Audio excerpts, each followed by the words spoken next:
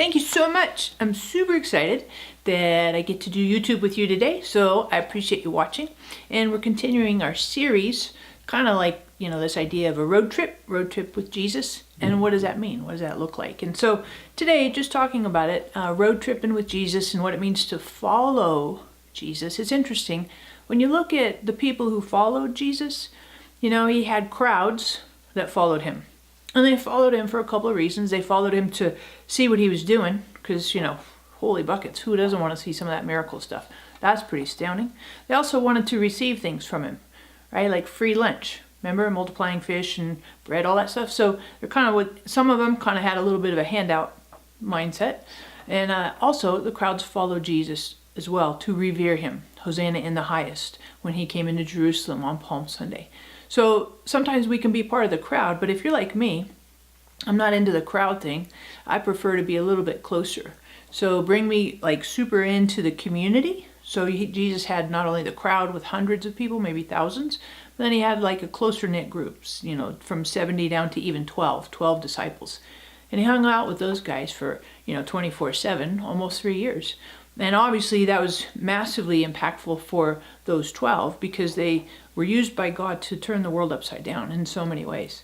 But not only do you see this crowd and then we go to the community, but then I like this idea, and it's, you got to do that preacher thing, 3, and do it in rhyming words or start with the same letter, the core.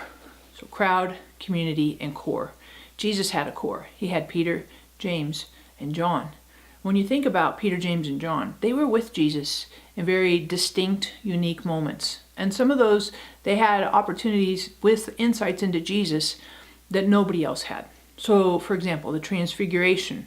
Peter, James, and John saw Jesus do that, the shiny thing and all of that. I mean, their eyes were bugging out of their head. What's going on here?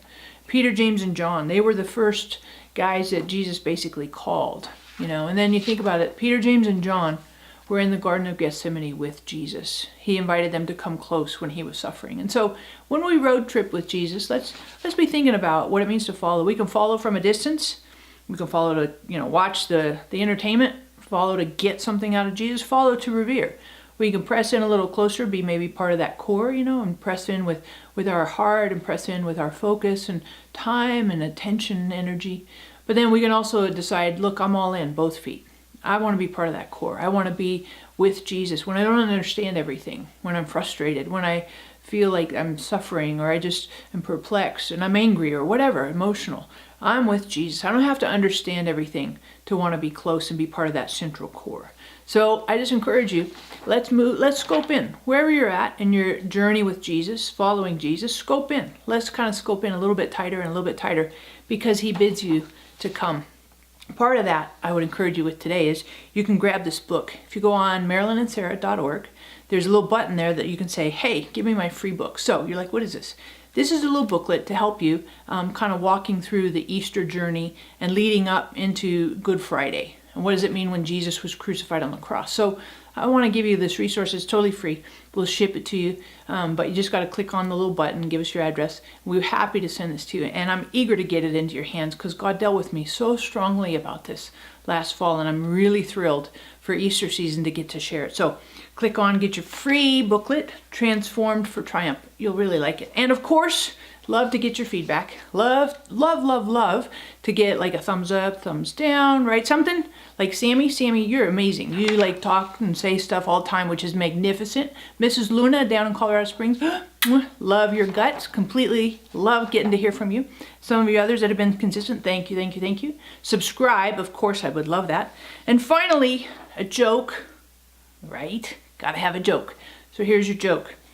I am good friends with 25 letters of the alphabet, 25, but I don't know why. See? It just keeps getting better every week. Oh my gosh, right? I know. So make sure you join me next week, and thanks so much for watching. I really, really appreciate you.